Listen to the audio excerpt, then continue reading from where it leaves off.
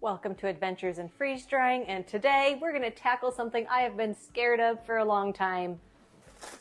Eggs. I don't want to make a mess in my freezer. I don't want to make a mess in my freeze dryer.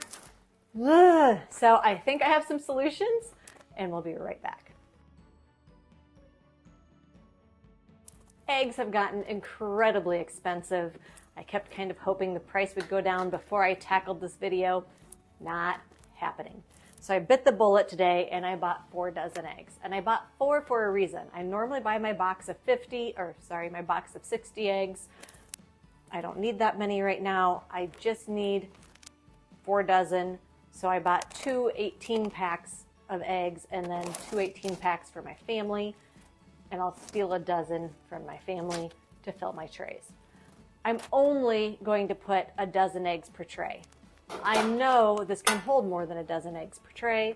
I don't want to risk it spilling over in my deep freeze or it exploding in my freeze dryer. And then I'm also going to make sure I cover them not with lids this time. I'm actually going to get out my stackers because I'm nervous as I'm trying to pop the lids on that they might actually make my eggs get messy. So I will use stackers until they're frozen enough that I can get lids on them without them making a mess. I have some other things going into the freeze dryer, so these might sit in my freezer for up to a week, so I do want to get them covered, but we're going to start with stackers, just to help me not make a mess. One of my new favorite friends is my immersion blender. It's fantastic, so I will get a dozen eggs in here, and then we will use the immersion blender, and I'll show you what that looks like.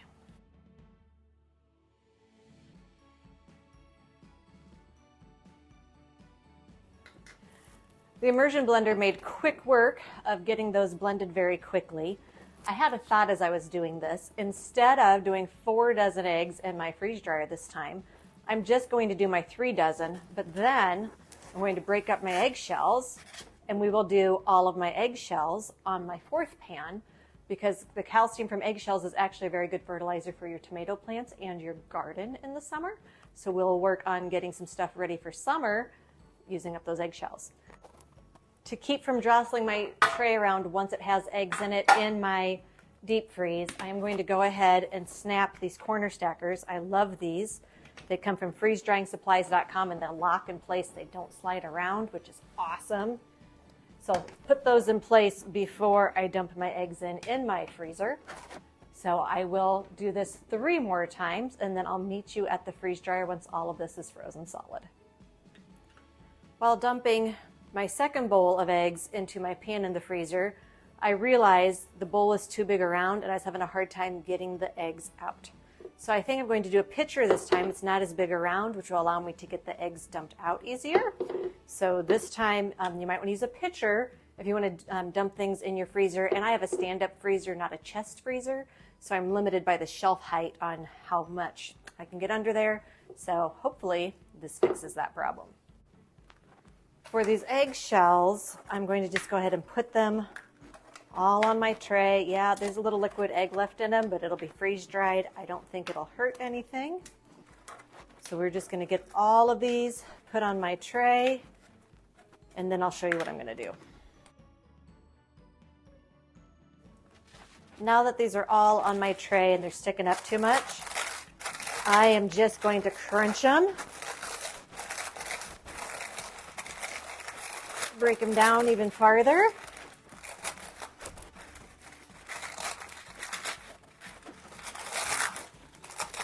These I will go ahead and cover with the lid before I put them in the freezer.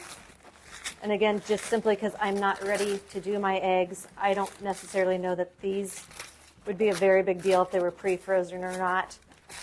Wouldn't take much to get them frozen solid. But I'm not ready to run eggs. So these are going in the freezer with the eggs. My eggs are completed at 26 hours and 56 minutes, so almost 27 hours. I did include an extra 12 hours of extra dry time. I don't have time to deal with this stuff right now, so I'm simply going to move it right into some Mylar bags and get to it tomorrow. I have gone ahead and it's been a couple days since I took my eggs out of my freeze dryer. The load was a lot shorter than I was expecting, potentially because I only had 3 dozen eggs in and my fourth tray was just the shells. So let's go ahead and get these powdered, and then we'll see reconstitution and getting those cooked up. I keep a couple of my 1 gallon Mylar bags that I just wash and reuse over and over again. If I'm not ready to put stuff into long-term storage, it's right before bed or something else is going on, but I need to get stuff out of the freeze dryer because I have another load waiting to go in, yada yada. So really like having these around, and it'll get washed and let it sit several days upside down to really get dry, and then I can use it again and again for this purpose. So 3 trays easily fit into this bag. I don't know that I'll get it all in here until I get some powdered first. I like my Ninja for this purpose. It seems to do a good job.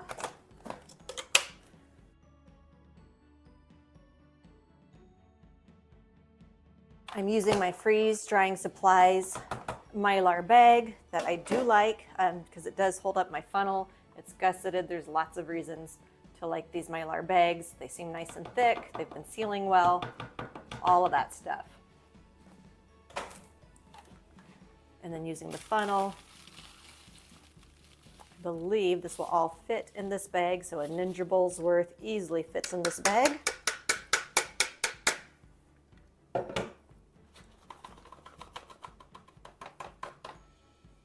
There's a little more in the bottom of this.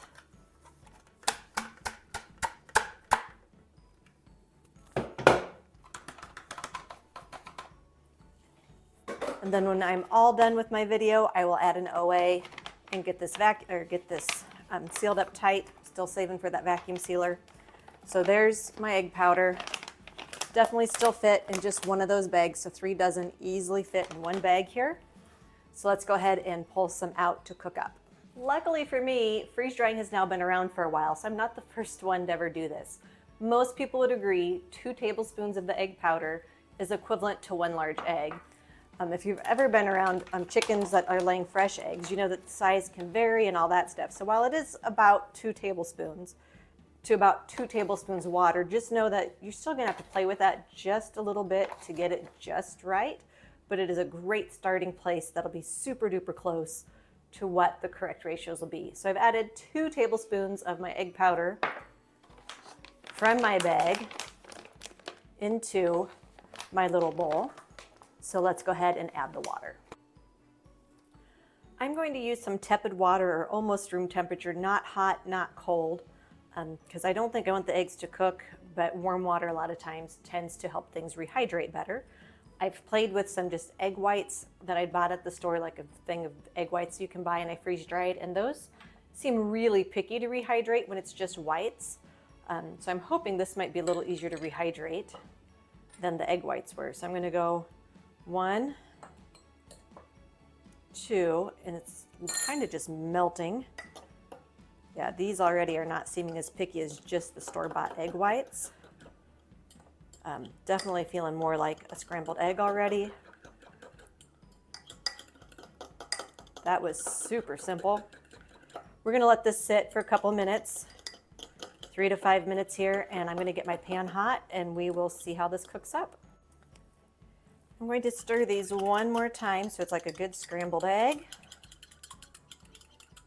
Pour those right into my pan. Probably could have been a little hotter, but it was getting warm. Then I'm going to add a little salt and some pepper, and we'll let that cook up.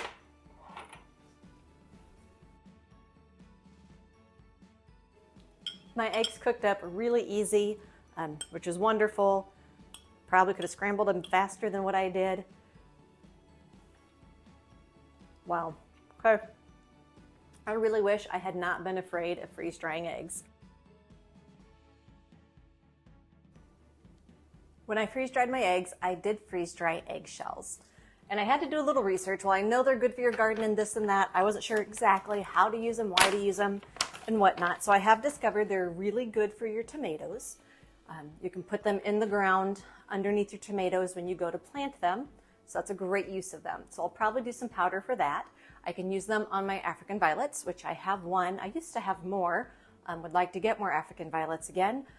So that would be another way. And you can also use them to help keep bugs away from plants, because once you get them kind of powdered down, they're sharp and they will kind of cut. So any plants you may be having some issues with, something like a slug, if you were to sprinkle this on the ground around it, it's going to help keep them away because it'll cut them up and they're not going to like it. So I'm going to use my Ninja again and just use my single serving like smoothie jar to powder up these eggshells. Let's see how it does. So the powder, once they were powdered down, we're down to just here. I'm giving this a second before I open because it looks like there's probably some powder floating around and I don't want to breathe it in. I'm going to just put them back in the same bag I had them stored in. I'm not going to OA, I'm not going to vacuum seal, I am not going to even seal the top. The eggshells themselves don't want to take on water, so I'm not really worried about that.